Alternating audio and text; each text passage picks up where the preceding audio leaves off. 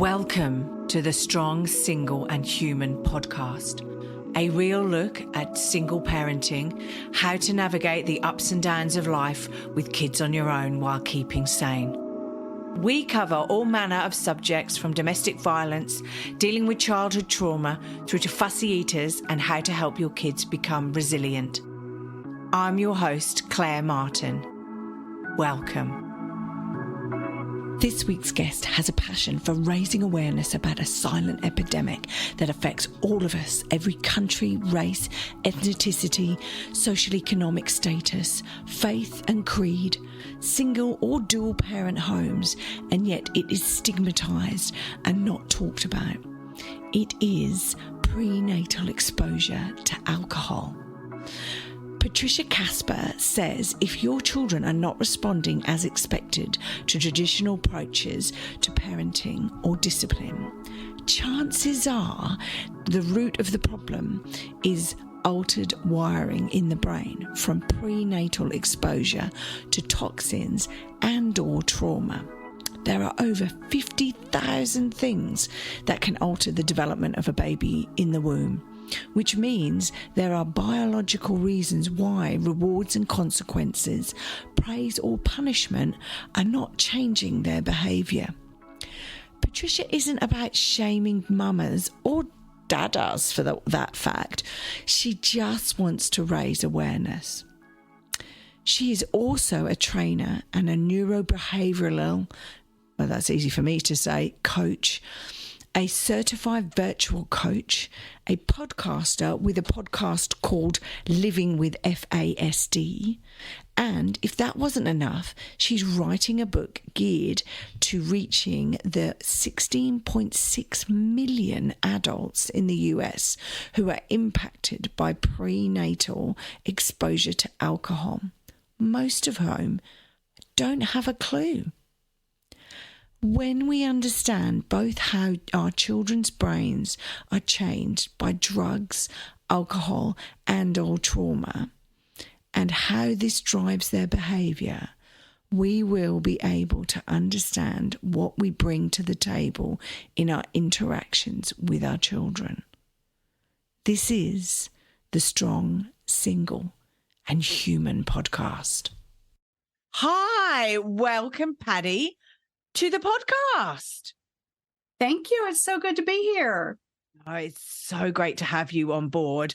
I can't wait to talk about the subject that we're going to talk about today, because I think from our conversations, it actually affects a lot more people out there than we actually realise. And also, like, I know everyone's very conscious, and I know when I was pregnant with my son 7 odd years ago that I was very conscious regarding alcohol intake and things like that with my son. But it would be good to actually discuss this, because I'm not sure. I think some people can be blasé about this, and I'm not sure that they actually understand really the full impacts that it can have on a child, on a family, etc., etc. Absolutely. So, look, let's take a step back and sort of go into why you want to raise awareness about prenatal exposure to alcohol, or fetal alcohol syndrome, right, by its true name, and like how you've got here, like why? Yeah. So, first of all, different countries categorize and label the issue differently, right? So here in the United States, we have fetal alcohol spectrum disorders, which is not actually a diagnosis. It is an umbrella category, and underneath that are several diagnoses, including fetal alcohol syndrome. I know in Canada, and I believe also in Australia, it is fetal alcohol spectrum with or without sentinel facial features. Wow. So, okay. FAS is fetal alcohol syndrome, right? And it's only 10% of all the associated kind of comorbid diagnoses under that umbrella of FASD. So only 10% have the facial features. Right. Okay. And so how did you get involved in all of this though? And then we can unpack all of the different syndromes, right? Because I'm sure people are sitting there going, why does Paddy want to know about this? And why is she telling me about it, right? So I have a long career. I'm fairly, you can probably tell by all the gray, I'm toward the end of my career. In addictions, in mental health. And then when I moved to California, I switched gears and went into social work. And I've been in child welfare for almost 25 years. Wow. Yeah. And you see a lot of kids with fetal alcohol spectrum, but very few of them are diagnosed. But these are the kids who fall between the cracks. They're the kids that don't get their needs met because their needs are never identified properly. So they're never given the right supports. And these kids end up feeling blamed, shamed, and punished for behavior that's out of their control. Wow. Right? Because it's biological. Yeah. So alcohol damages whatever happens to be under construction at the moment of exposure. So if you think about the brain, that is developing throughout the entire pregnancy. And that's why the brain and the way that it functions takes such a hit. But it also affects whatever physical organs, and the brain is a physical organ, by the way, but it affects everything that whatever's growing at the time or developing at the time is going to take a hit. There are 428 conditions that people have that have higher prevalence rates among those who have prenatal exposure to alcohol. Okay. So it's a whole body diagnosis. So it's not just that there could be behavioral issues with the fact that you've consumed alcohol when you're pregnant or whatever, right? It can affect everything, right? Organs. Yeah. So but later on down in life, the child could be affected because they've got a malformed heart, whatever. Yeah, I mean, it's heart being issues formed. are one of the issues Wow. that we can struggle with. Anyway, in my career, I've always gone above and beyond to dive in deep to things that I thought could help me better serve the kids and families that were on my caseload. Like I did a deep dive into trauma. I became a TBRI practitioner, which is trust-based relational intervention, which is really cool. And it starts talking a lot about brain, but it didn't really seem to go far enough. But when I went to Facets, which is an organization specifically for FASD, mind blown, absolutely mind blown. And it changed, it radically changed me on a professional level, but also on a personal level, because the more I learned about all the characteristics, the more I recognized my own foibles. Oh my gosh. My own quirks. And so I had a conversation with my mom. I said, "Did you drink while you were carrying me?" She's like, "Oh yeah, every day." But it was the 1960s. Wow. Nobody knew any better, right? FAS was not discovered as a thing until 1973. Wow. And see, you've made me feel as though I need to have that conversation with my mum, because that might explain a lot about me, right? But I feel like I need to have that. And it's not their fault. They didn't know, right? Exactly. None of us knew. Exactly. And if you think about this, the vast majority of women, from the minute they find out they're pregnant, they make all kinds of lifestyle changes. Yeah. Right? Because it's kind of hardwired into us to take after our young, right? Look out and protect them. So we start eating better. We cut out all different kinds of things. For the most part, there are some that don't, but I mean, there's there's so many reasons why people in general drink that, this really is not an issue of judgment. Yes. It's not the mamas that need to carry the blame and shame for this. It's the substance. It's the drug. And it is a drug. It is a drug. It is classified as a neurotoxin. Yeah. Toxin. That means poison. But we are so scared of like, and we have good reason to be scared, right? Of other substances, right? Like marijuana, like cocaine, like heroin, like all of those other things that are illegal substances. Yet the one thing that affects our world vastly, being alcohol, is socially acceptable. And maybe I need to get off my high horse because I have such a real, like, I drink alcohol. I do drink alcohol, but I know it is such a destroyer of families, of children, of people in general. Yeah. It's just.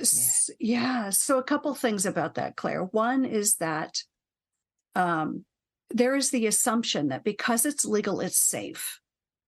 We tend to, the United States is not the only country where marijuana is legal. No, but we've got it here. Yeah. Well, just CBT because it's oil, legal, I think. just because it's legal does not mean that it's safe, right?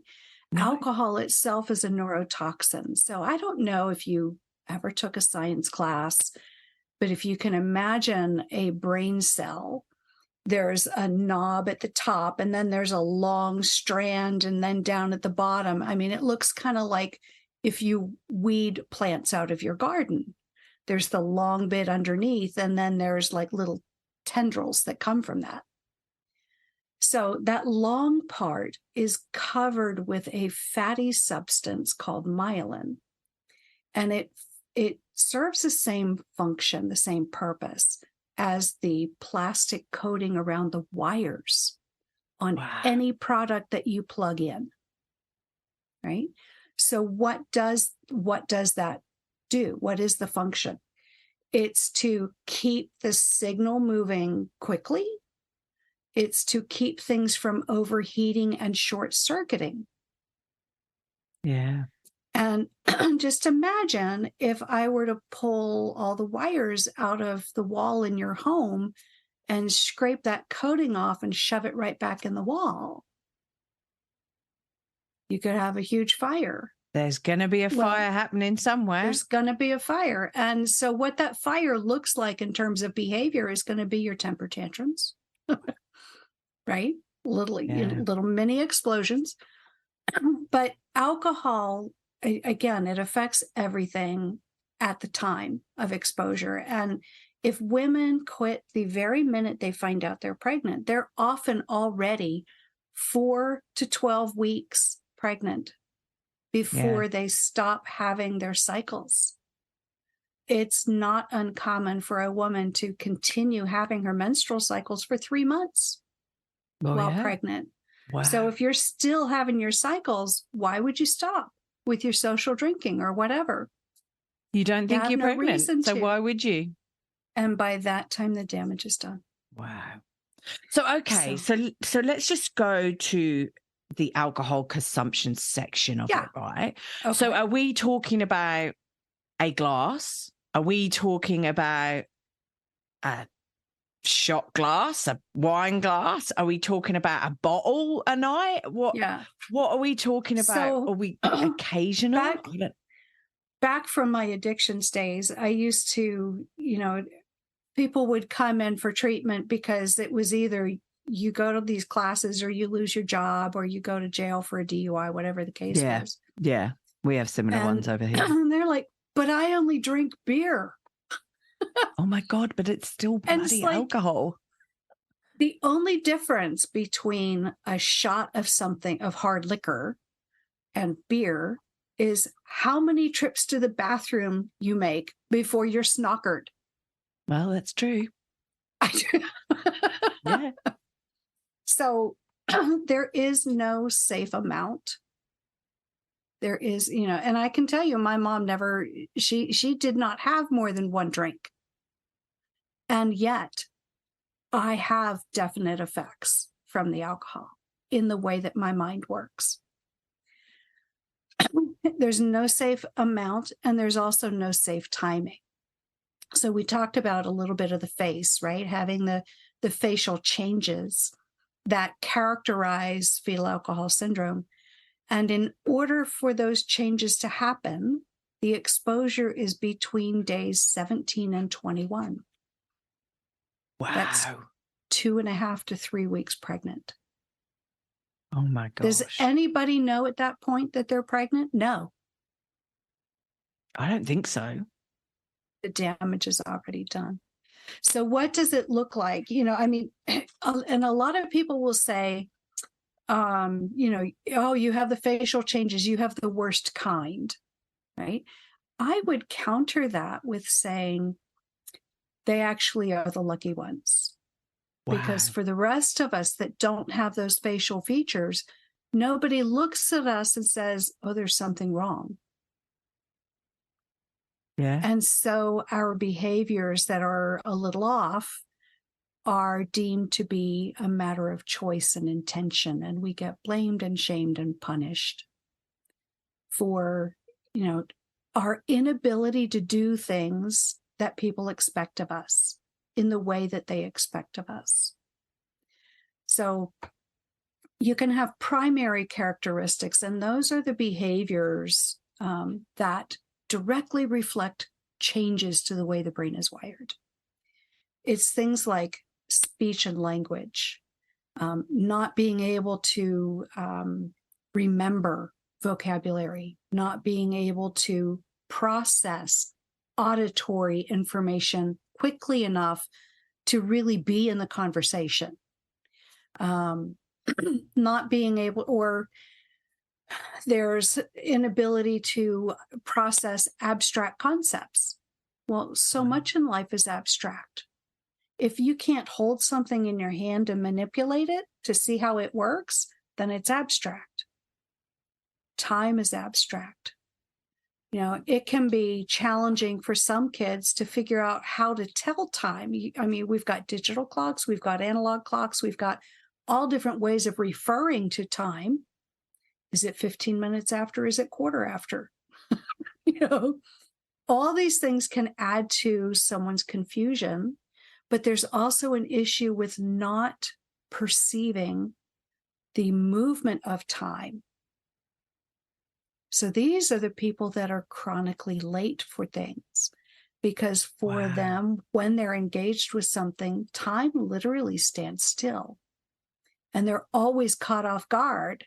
No matter how many warnings you've given them, it's time to go. Yeah. They're always surprised. Because what do you mean to spend 10 minutes? They've no clue that time marches on, right? Regardless of what they're doing. Yeah. Money is an abstract thing, especially now that we're moving as a world society toward digital, right? Yeah. If you look at just physical money, bills are all the same size, and yet they have different denominations and different values. How can one $100 bill be more valuable than 4 20s? 4 is better than 1. Well, right? No. And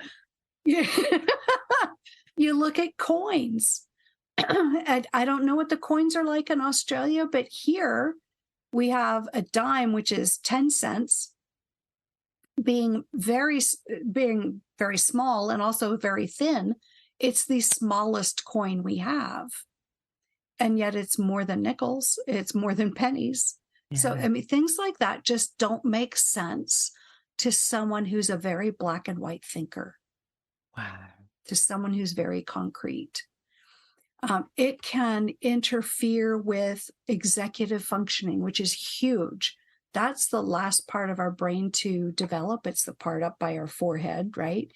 The part of the brain that's involved in making decisions, in and just all the higher functioning brain processes, that all can take a humongous hit, right? If you do not have the ability to determine the outcome for something, right? If this, then that, Yeah. then there's nothing to keep you from acting on your impulses. No, because you've got no consequence, I suppose. Right. If you can't figure out what the consequences are going to be, good or bad, it's meaningless. So do you think some people get diagnosed with things like ADHD or something like that actually have All the fetal time. alcohol syndrome? All the time. A element of it. All the time. So if you look up in, I don't know what your book of standards is in Australia. Here in the States, it's the DSM, or Diagnostic and Statistical Manual, right? It's how people like, therapists and doctors get paid. Yeah. So being able to diagnose is very important, even though psychologically it's very harmful.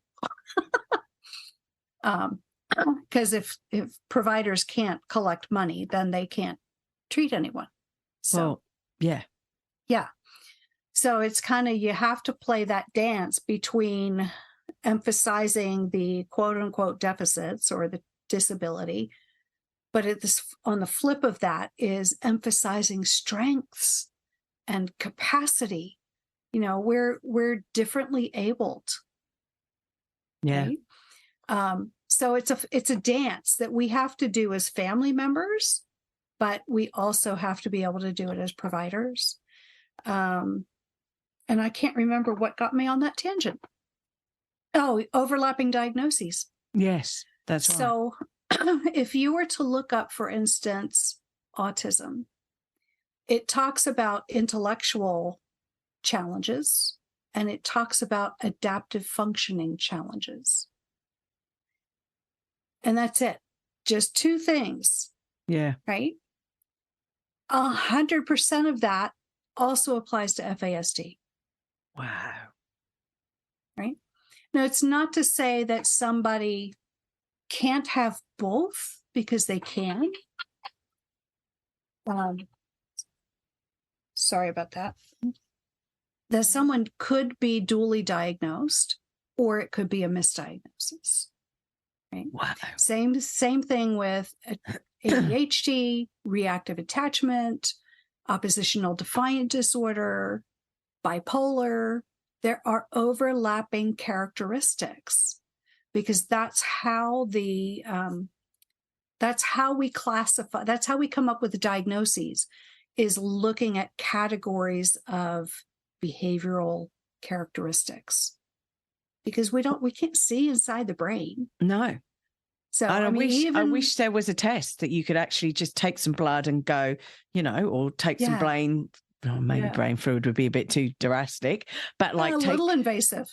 Yeah, maybe. But take some way of testing, which isn't based on how somebody reacts to a situation or circumstance or deals with life in general as such.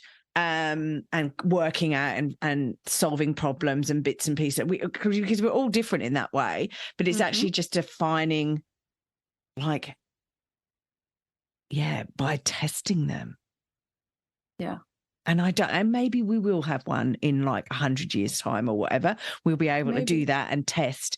There might be elements of the brain that engage, and I don't know if regarding fetal alcohol syndrome, whether they've done tests on the brain and actually seen if the brain reacts in a certain way due to the impacts of alcohol on a child's brain, a child's developing brain, and whether there's lights that switch on in the brain in a different way when the child has actually been impacted by fetal alcohol syndrome. Yeah. So I would say this: chances are, if your child or even adults, right? Because we don't outgrow this. Excuse me, my throat's going nuts. No, it's okay. We don't outgrow this. So, we still have the same struggles that we had as kids. But if your child or your loved one has not gotten better, no matter how many professionals you've turned to, chances are it's a brain thing. Their mind is wired just a little bit differently for whatever reason. Yeah. That reason could be the autism, it could be the ADHD, it could be FASD or drug exposure or trauma, right? Trauma literally changes people's brain also. And the bottom line is, if something changes the brain structure, then automatically it changes the way the brain works. Yeah. Yeah, it does. And it does. Traditional approaches all use variations of a theme of reward and consequence. And typically you just swap out all these different rewards until you find the right one to motivate your kiddo. And you swap out the negative consequence until you come up with the one that's really meaningful and powerful. But if the issue is that your brain has been rewired by something, whether it's drugs, alcohol, trauma, whatever, then you can get short-term compliance, but you're not going to get changed. Wow. Because you cannot bribe or punish away brain damage. Well, that's true. People in car accidents and et cetera, they're like, their brain is damaged, and that's how it now starts to work. And their behavior is different afterward. So how do my listeners pick up on whether number one, I suppose, if they're concerned and worried about their child, I suppose the number one question is, did you drink while you were pregnant? A more sensitive question, right? Okay, sorry, I'm not very sensitive. Did you drink is going to get everybody's defenses up. Yeah. Of course not. Why would I do that? Well, like, right? I know I can put my hand up and say I didn't drink. Mm-hmm. And then here goes the apart from. I didn't drink apart from I may have sat there and had a sip of my ex-partner now, but my ex-partner's glass of wine or whatever. A sip, because I was like, I haven't had wine and this is so bad, right? This is bad me even saying this, right? I haven't had wine for like 6 months or whatever. Can I just have a sip? So I would just have a sip and go for it. But like, I never drank a glass of alcohol. And I was quite lucky because I found out about my son very early on in the pregnancy because I was old, right? So there was something going on. I wasn't waiting like 3 months for like no period or whatever. So it was like quite instantaneous, really. Thank God. But I would have been like anyone that you've mentioned, right? If I hadn't have had that early warning, if I hadn't have been so blooming old, then I might have continued drinking for the first 3 months.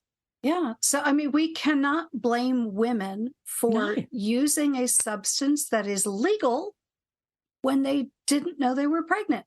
Come on. Yeah. No, I agree. That's totally not right. But we can recognize that that it is a harmful substance. We would not give a glass of whatever to our living children, children living outside the womb. Yeah. So is there a particular age when this gets picked up within children? So is it like, can you pick it up at 1, 2, or is it more likely to be picked up later? That's all over the map. Oh, is it? So if a child has the facial changes, it can be picked up right away. So what are the facial changes, right? Because I don't know anything, right? Somehow I knew that was coming next. Sorry. So what are the facial changes? So it's small eyes openings, right?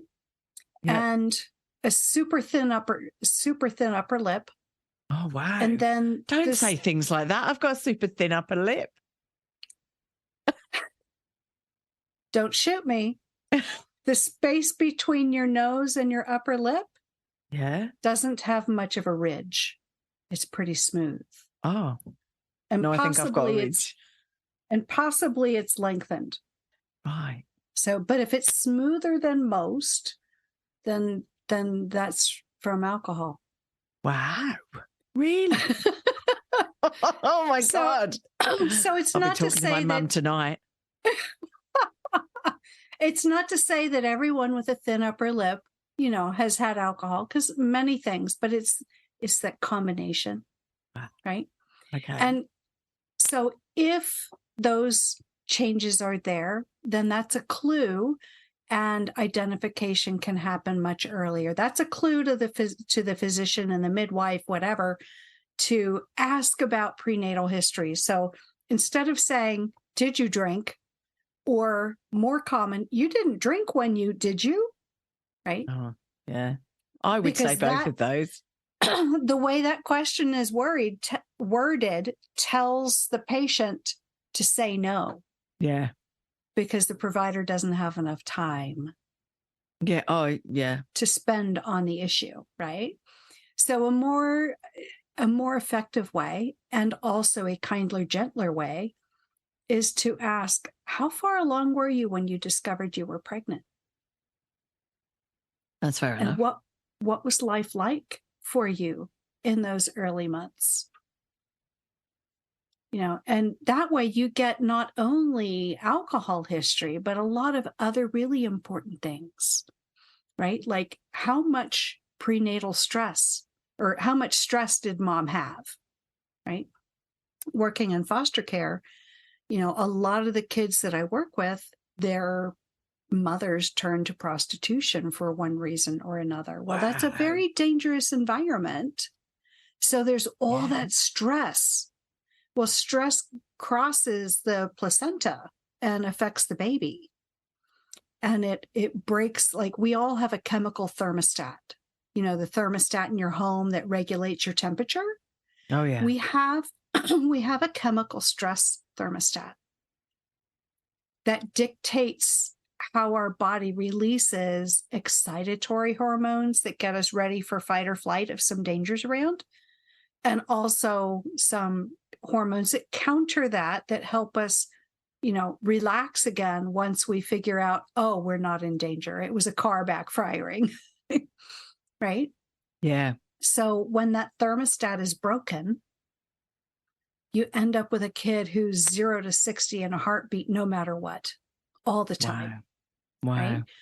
Assuming there's danger everywhere, right? So that's a hard life. So by asking the question that way, what was life like for you in the weeks leading up to discovering that you were pregnant, you get a wealth of information, and especially you get the alcohol pieces.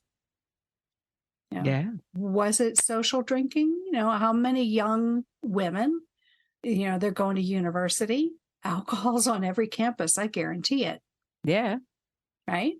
Well, that's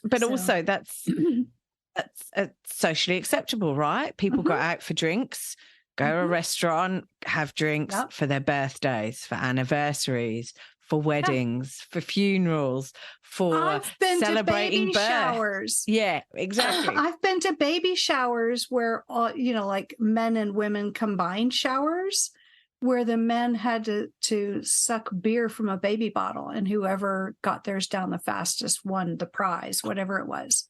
Oh my God. I mean, which we think it's all like fun and games, right? But you're right. You can't get away from it, right? Get away from it. You get a job, you get a new job, you all go out and celebrate. You leave your horrible old job, right? You go out and celebrate. You get a divorce, you celebrate, right? And I mean, we have any old excuse. It's Friday, let's all go and have some drinks, right?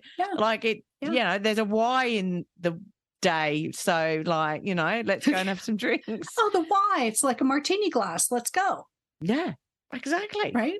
Don't, like, I've done jobs where if I was in the pub on a Monday, that was a really bad week, but 9 times out of 10 we were all in the pub from Wednesday through to Friday anyway, because it was a hell of a job. But it's scary how we just So again, I would say to your listeners, if your kiddo is not responding to traditional parenting techniques, not responding to traditional therapeutic techniques, then chances are there is an underlying brain condition of some sort that has affected the way your child's brain works, right? There's nothing moral about behavior. Good, bad, none of that. If you look at behavior in the dictionary, it simply means the way a living thing, whether it's person, animal, plant, the way a living thing functions. That's all it means. Yeah. Yeah. So if we change the structure, we automatically change the way it functions. Yeah. So I want to ask this question, right? Because I know we gear so much towards mums, right? Mm-hmm. And, you know, mum drinking when she's pregnant and not knowing that she's pregnant and all of those things, right? Can alcohol actually affect the male sperm as such and Yes. affect? So if they're a drinker, right, and they regularly drink, alcoholic, or that they just drink every night, they're coming from work and they have a beer or two or six or whatever, which I think is an alcoholic, but anyway, or they binge drink at the weekend or whatever, does it actually affect the male sperm? And therefore, It can. even if the woman hasn't actually drunk, it can affect the child as well. It can affect the child, but you're not going to call it fetal alcohol spectrum disorder because it's not the pregnancy related. You know, child's not swimming in it, right? The alcohol is not passing through the placenta and into the child's bloodstream and across the blood-brain barrier and into the brain. Excuse me. But with men, see, and that's the whole thing. With women, our eggs are developed before our birth. Yeah. Right? That's right. Every egg that we will ever have was formed while we were inside our moms. Yeah. But with men, it's made on the fly. Pardon the pun. Hey ho, it's fresh baked. They are creating sperm all the time, right? Yeah. And sperm is stored. It matures. So it's formed and then it takes 3 months to mature. Wow. Sorry, that just blew my mind. I should know that, potentially. And then once it's formed, it has like a 2-week expiration date. Wow. And then it's done, right? Okay. So men are constantly creating their sperm. So whatever they're ingesting for those 3 months, it will affect that sperm. Wow. So the way that affects a child, there can be some DNA changes, but for the most part, it is called epigenetic changes.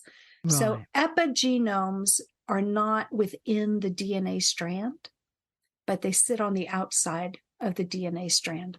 So think about when you were at a hotel room and they have the little sign that you can put on the door, right? Yeah. That says, don't bother knocking. I wondered where you were going with that, right? But that's fine. Yep.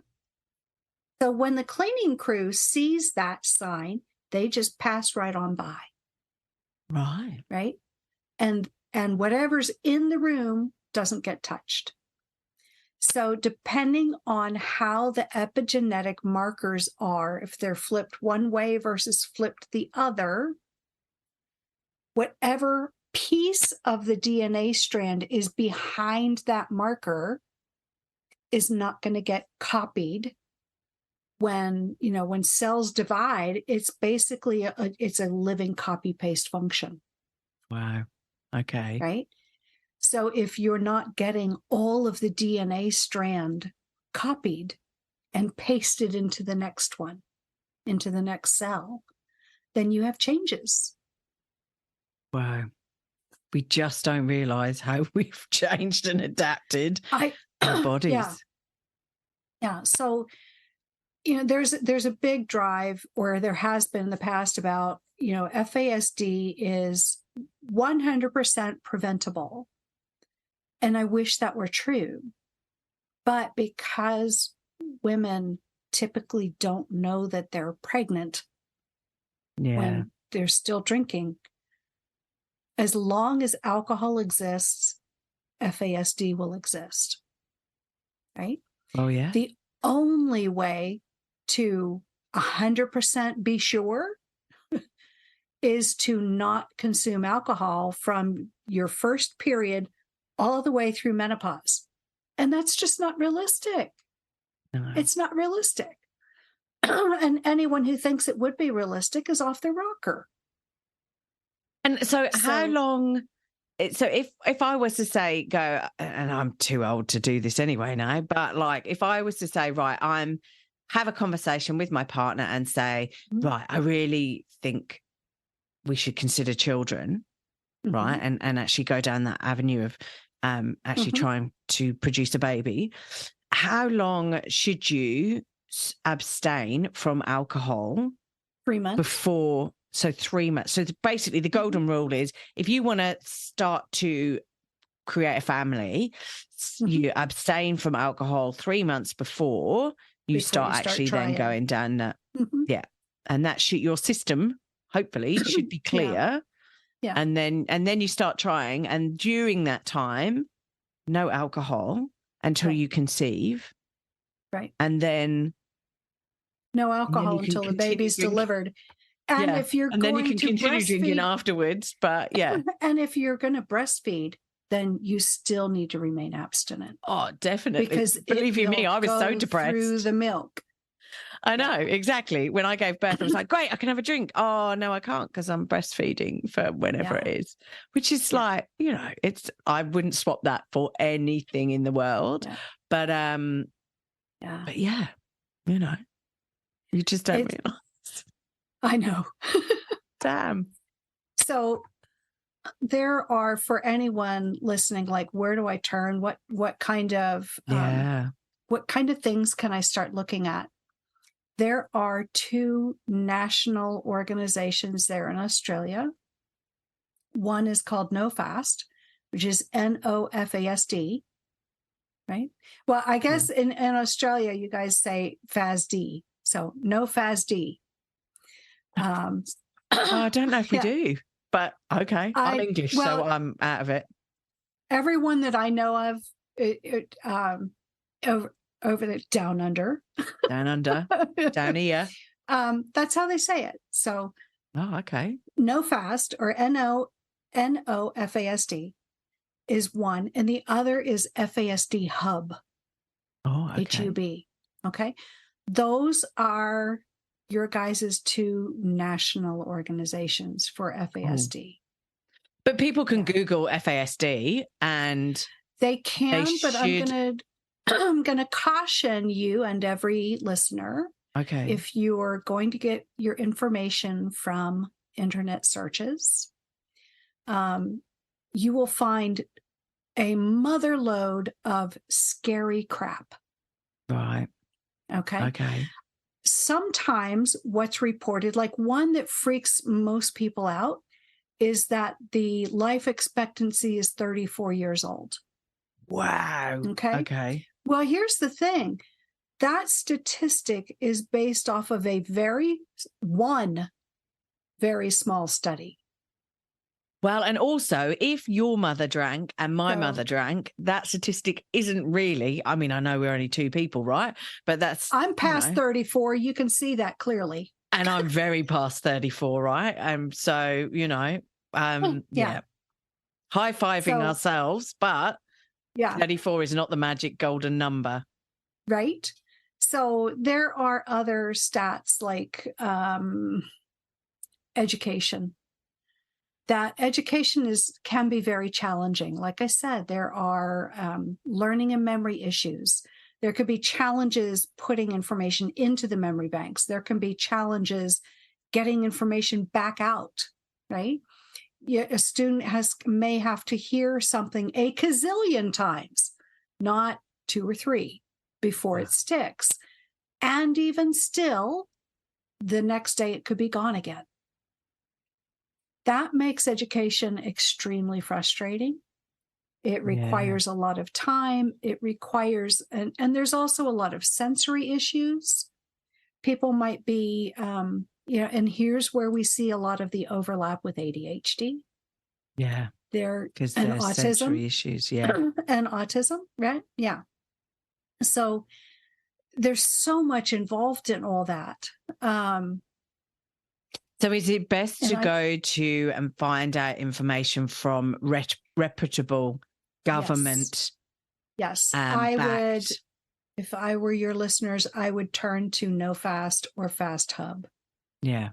Okay. And are they're global? Because like I've got listeners everywhere, right? Oh yeah. Yeah. I don't know how, but like I've got them in the States, I've got them in the UK. Yeah. I've got, so these are global organizations. Yeah. Yes. So here in the States, FASD United is a big one. Okay. There's, and I can see it, and I just can't quite pull the name out of the top of my head, another big one. But there's a lot. And there are organizations there in the UK. There's some in Ireland, some in Scotland. There's a lot of reputable places. There are some books that are priceless. Yeah. There's one by Diane Malbin called Trying Differently Rather Than Harder. You know, I mentioned before that the standard parenting approaches, the standard therapeutic approaches are all variations on one theme, right? So it's like having a gerbil or a hamster run on that wheel. No matter how fast you're running, you're not getting anywhere. Yeah. If all you're doing is swapping out things, but the theoretical underpinning hasn't changed, you're not going to get different results. So Trying Differently Rather Than Harder is a good one. Nate Sheets is a trainer in Oregon. He's very good. He just has a new book that came out, Essential FASD Supports, Understanding and Supporting People with Fetal Alcohol Spectrum Disorders. My book will be released in another 6 weeks. Yes. Yes. Yes. So, and what's your book called? So my book is geared really for the adults, right? Not so much for the kiddos. And it's called Sip by Sip, Candid Conversations with People Diagnosed as Adults with Fetal Alcohol Spectrum Disorder. So, you know, I said earlier, only 10% have the facial features, right? Yeah. So that means for the rest of us, nobody's looking for it, right? No. And have you heard the expression, if you hear hoofbeats, then you look for a horse, right? Well, no, I hadn't heard that, but fair enough. FASD is the freaking zebra. It sounds the same, looks completely different. Wow. Right? And so you don't, because you're not expecting a zebra, you're still looking for horses. Yeah. You're still looking for ADHD and autism and all those other things. So the percentage of people that actually get diagnosed is only like 1%. Wow. Yeah. Because they get diagnosed with other things. Because they get diagnosed with other things. And a lot of times, because there is stigma around FASD, right? There is stigma. Well, you know, women don't want to admit it because they're going to get judged. Yeah. You know, which is unfortunate, and it shouldn't be, because, you know, we've already talked ad nauseum about that, right? Yeah, exactly. And you, but I'm glad you've talked about it, because you are right. So look, if people could, because you have your own website, don't you? So Patty, you've got people can find you on patriciakasper.com. Yeah. Is your actual own website if they want to delve into who you are and want to reach out to you and sort of Kasper's with ask a K. some questions. Yeah. Yeah. Yes, not with a C like the ghost on the It's the designer. It's all about the clothes. Oh, yeah. There we go. So patriciakasper.com, my book, Sip by Sip, Candid Conversations with People Diagnosed as Adults with Fetal Alcohol Spectrum Disorders, that is coming out September 1st. just in time to usher in International FASD Awareness Month. Wow. Yes. I also have podcasts. Well, that was what I was going to go on to. Yes, yeah, you've got a podcast. Living You've with just set it up. FASD. Yeah, so episode 6 drops tomorrow. Fantastic. And yeah, in fact, it's a conversation with Nate Sheets about his book. So, oh, cool. So it happened to be sitting right in front of me so I could rattle it off. But there are a number of good books, a number of good resources. There's a number of different groups. A friend of mine has a support group. There's a lot of really good podcasts. There's of course mine. It's fabulous. Yes, I was going to say totally fab. Don't mention right? any of the others. FASD Hope with Natalie Vecchione is amazing. FASD Family Life with Robbie Seal, amazing. Orphans No More by Sandra Flack. Hers is also good, but it's geared more toward foster care and adoption and the challenges that those parents have. So that's more kid focused, or parenting focused. FASD Success Show, there again, it's parent. Most of these are parent focused. As far as I know, mine is the only one exclusively for the adults in the room who never understood their struggles in life. Yeah. And why some of the things they really struggled with seem so easy for most people. Wow. Right. And it's just because they're wired differently. There's one called Wired Differently from Gilberto Spencer, and he's there in New Zealand. Oh, wow. Okay, cool. Yeah. Cool. Well, look, thank you. Thank you for coming on board with us, Patty. I think it's definitely a subject that doesn't get talked about for the stigma side of things. And it's fascinating and interesting, the effects of this and how you can get cross-diagnosed, etc. Mm-hmm. And look, I have one final question for you. Sure. And it will be interesting to hear your answer from everything that we've discussed. But look, what's been a piece of advice that somebody's given you that you still sort of live by today? Because you've been through really so hard. much. It's hard to narrow it down to just one piece, right? And I was at a conference maybe 7 or 8 months ago, and I was talking with someone else diagnosed as an adult, and it's like, I'm just not sure if I want to, it's rather like coming out of the closet. Yeah. It's like, hi, I'm Patty. I have a brain disorder, right? It feels like coming out, and it feels risky. And he said the only way past the stigma is straight through it. Yeah. And here I am now, a book about to be published, the podcast, never dreamt any of this 7 months ago. But the sage nuggets that guide a lot of what I do is none of us knew what we didn't know until we learned it. Yeah. I agree. No judgment. No judgment. There are no stupid questions. There's, and everybody, whether it's parent or spouse, employer, has to be willing to exchange their righteous indignation for insatiable curiosity. Yeah. I agree. I agree. Questions are more important than answers. Well, yeah. We need to be curious about everything and learn more and more about what we're doing in the world today, because it keeps changing. If we don't keep asking the questions, then how are we supposed to be moving forward? Exactly. No, completely agree. Look, thank you so much for coming on board. It was my pleasure. Yeah, no, like you now can get on with your evening, which is great. You've got. I'll get back to my lasagna. Yeah, exactly. You can have dinner and go from there. But look, thank you. Maybe we'll get you back once your book launches. That would be wonderful. And go from there and get some more insight from you. Yeah. Cool. That would be lovely. All right. Well, look, I will bid you goodbye. and wish you the best of luck with the book.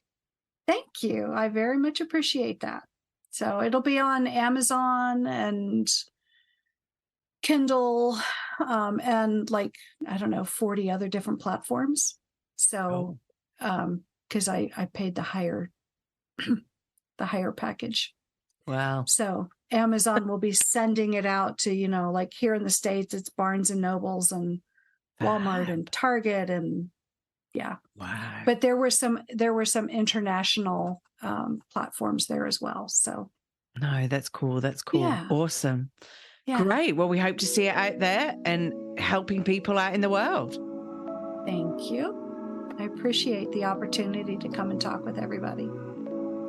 Thanks for listening. If you've enjoyed this podcast and you would like to hear more, please hit subscribe wherever you like to hear podcasts. If you would like to support us further, share this episode with your friends and family. And finally, drop us a review on iTunes, as I'd love to hear your thoughts, comments, and ideas. It all helps me to understand and produce awesome content you want to hear just like this.